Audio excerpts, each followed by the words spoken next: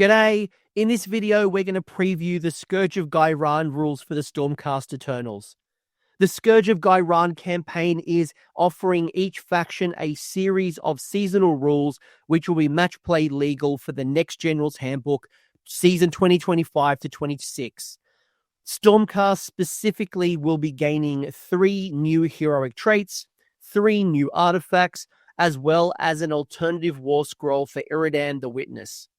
Now, Iridan will have a separate point value and can be substituted for the original Warscroll.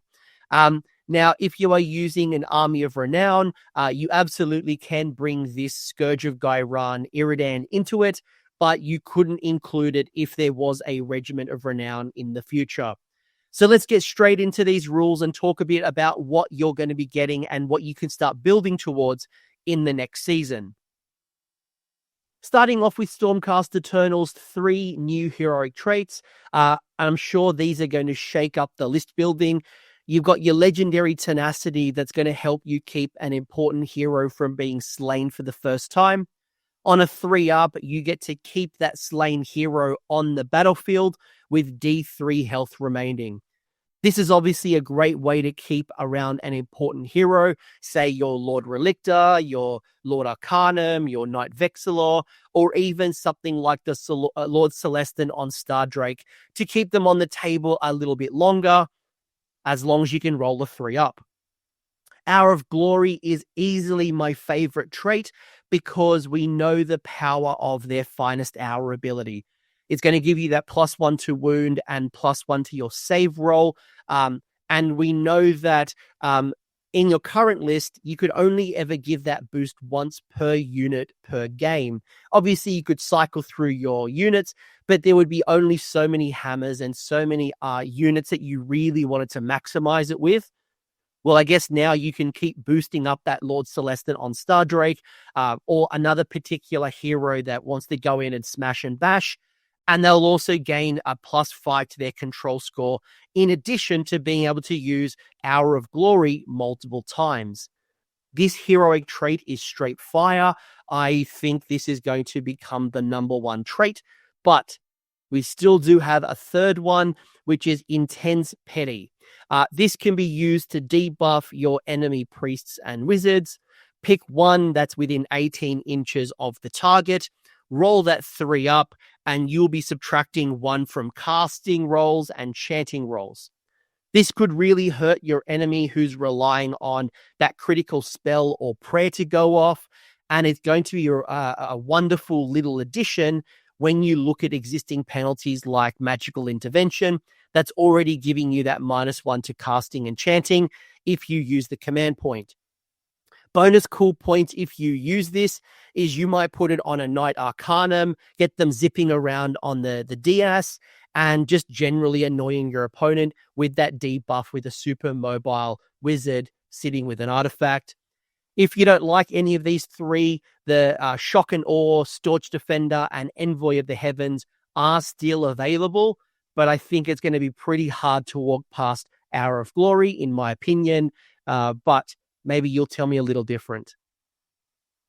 The other things that you're going to get here is 3 new artifacts for Stormcast, one being the Banner of Sigmar, the other one being the Sigil of Mordor, and then finally the Beacon of Azir. The Banner of Sigmar once per game will temporarily turn off an objective while your opponent doesn't have any units contesting on it.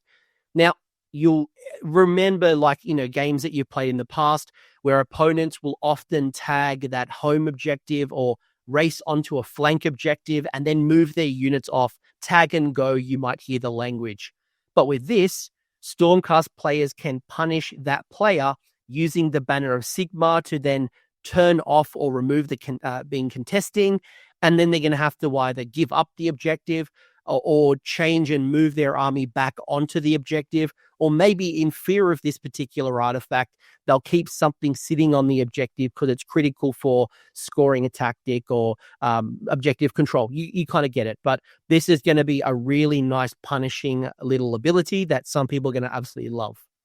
Other people are going to love the Sigil of Mordor, which once per turn, you you'll be able to shut off a rampage ability or a command ability on a 3-up while you're within the combat zone of the artifact bearer. Now, this kind of speaks for itself. You can shut off all that attack, all that defense, something specific that is happening to your opponent, or, worst case scenario, or maybe best case scenario, is imagine that you are facing Kragnos. Kragnos charges in for those mortal damage rampage, and on that 3-up, you shut off what could potentially be up to 36 mortal damage on the charge. You're going to scare the living whatever out of your Kragnos players. But again, there's a lot of little cool things you can do with that. Another popular pick.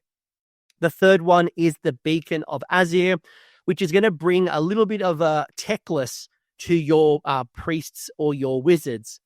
Once per battle in the hero phase, you can use the Beacon to set the casting or chanting value to 7, and that cannot be modified. So that also includes if you're holding any ritual points from your priests and you've been banking it up, you then use the beacon, you're just guaranteed sitting on a 7. Some of those could look at that as a negative. Well, why would I waste my points?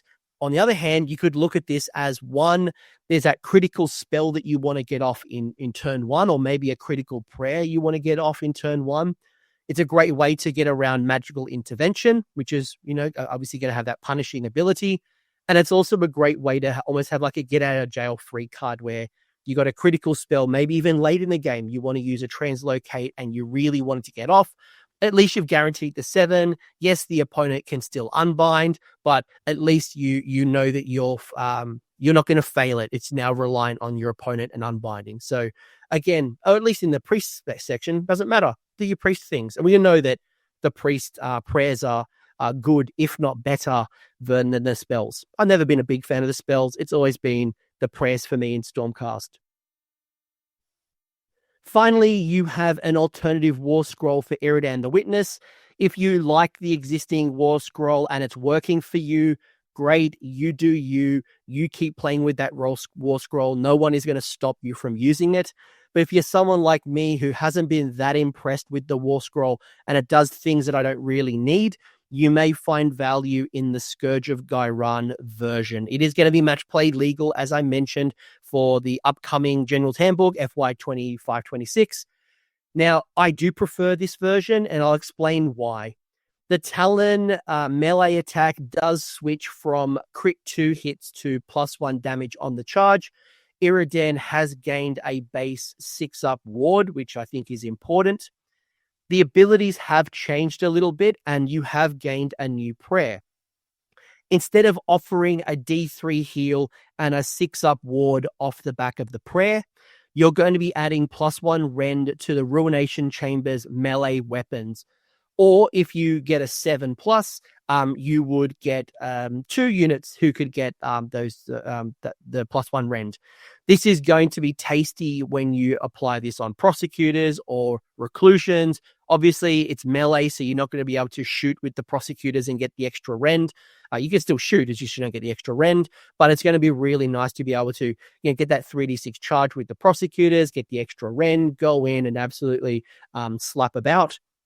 Obviously, reclusions are great as well. Why I'm probably much more of a fan of this version is because I love the new ability called On Wings of Death, not one.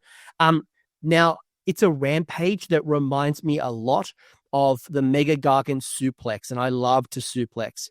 And I say this, but it's a little bit of an alternative version, right? Because instead of repositioning your opponent, you can reposition yourself.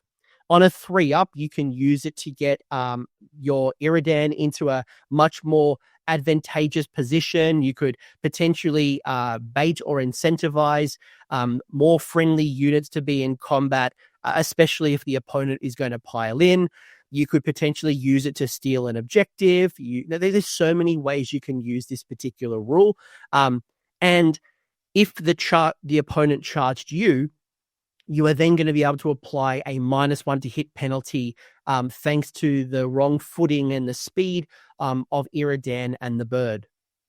The Guardian of the Final Threshold is an interesting rule as well, and one that I think, could be easily overlooked, because when you look at the resistance roll here, it appears to me that I can use both the resistance roll as well as that ancient aura too. So there's a lot of cool things I can be playing around with here.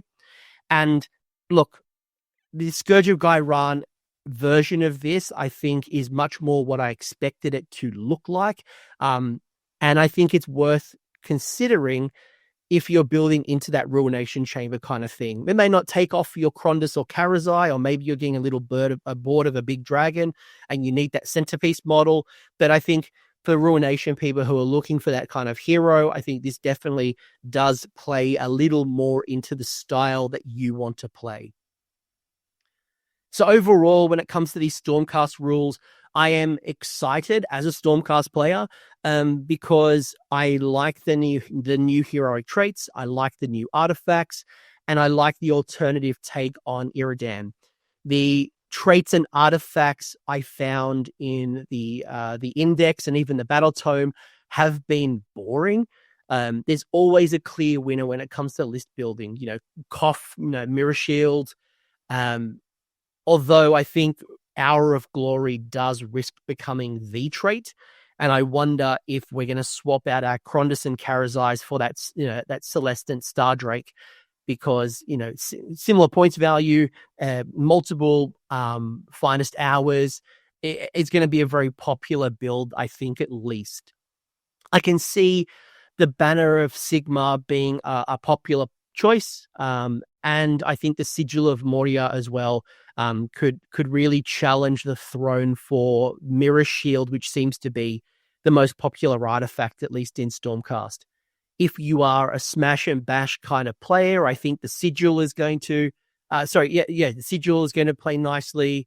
And then the Banner, I think, and the Banner probably is better for those more techie kind of players. So, I think it's going to be interesting from like a roster perspective. And I guess you've got such a deep roster that there's going to be a lot of new incentives. Do you play with Paladors? Do you play with, shooting units? Do you play with, Storm Drake Guard? And what does that mean? And complements things. And like this, there's so much list building and shenanigans you can do in Stormcast. I think compared to, say, Skaven, who got new sub-factions, I think you're going to appreciate the artifacts, the hero traits, and even the new Iridan probably more than getting like a spell lore or like a, as I just mentioned, the battle formation or something different.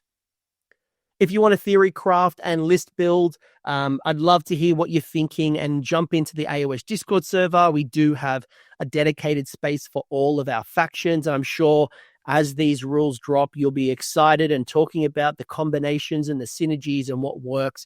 The episode link is down below. Do join us and come chat with us about Stormcast and all the other factions as well. There's going to be, I believe, a Scourge of Ghyran rules for every faction leading up to the new GHB. All right. I hope you enjoyed it. I hope you found this valuable, and I can't wait to see what you build out. Peace.